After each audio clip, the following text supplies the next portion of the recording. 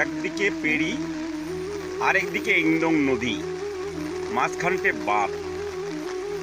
সেই বাঁধের উপর দিয়েই উত্তর ধুবঝরা থেকে দক্ষিণ ধুবঝরা যাওয়ার রাস্তা।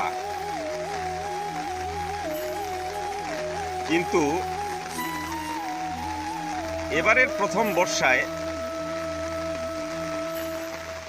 মোটামুটি দিন 15 আগে যে বৃষ্টি হয়েছিল, সেই বৃষ্টির সময় এই রাস্তাটা ভেঙে গেছে। ভেঙে যাওয়ার ফলে বেশ কিছু মানুষের যাতায়াতের বড় সংকট দাঁড়িয়েছে। বড় সংকটের মধ্যে উত্তর ধুবঝরা থেকে দক্ষিণ ধুবঝরা যাতায়াতের ব্যবস্থা প্রায় বন্ধ হয়ে গেছে।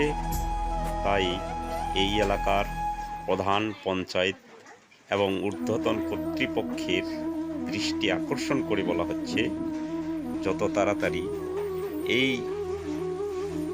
ভাঙা বাঁধটা সংস্কার করা হয়। আর বিশেষ করে এই ভাঙা না বাঁধা পর্যন্ত দক্ষিণ ধুবঝরার কৃষক জমিতে ধান রোপণ করতে পারবে না। কারণ এই ভাঙা না বাঁধা পর্যন্ত পেরিতে জল যাবে না। জল না যাওয়া পর্যন্ত আর জমিতে জল না ওঠা পর্যন্ত দক্ষিণ ধুবঝরার কৃষক ধান রোপণ করতে পারবে না।